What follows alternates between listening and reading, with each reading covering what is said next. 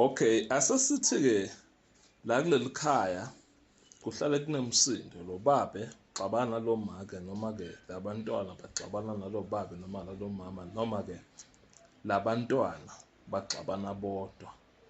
Wenza njani-ke kuleso simo leso, thola ukuthi le nto ufuna ukuyishaya-ke nenduku? Thola zumumo, uthole umnqume, uthole umphendulo, bese ulinda kube nomoya, bese uyahamba ehlathini uyofuna lapho kuhlangana khona iy'hlahla. Lapho lezi hlahla zihlangana khona, ufike usikhe leso sihlahla leso, uyithathe le nto uzoyixuba nalezi mpande lezi ezinye. Le nto lena ufike uyithathe uyihlanganise, mawusuka lapho uchele ngawo la egcekeni, noma uyimbele la egcekeni, ugucule leli khaya.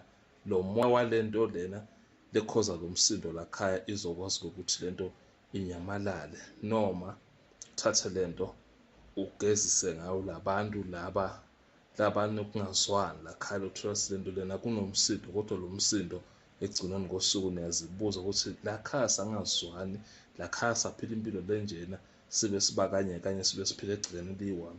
Kwenze njani? Ifuna-ke le nto uyishaya kanje, noma-ke le nto uyishise ishunqe. Kufuna la khaya kube khona umuntu uthi no, le nto ngifuna ukuyisukumela ngiyishaye kaso, ngiqamule nasi isimo nasi lesikhona lesenzakalayo la khaya, ukuze lo msindo kungazwani la khaya uzokwazi ukuthi uphele, noma-ke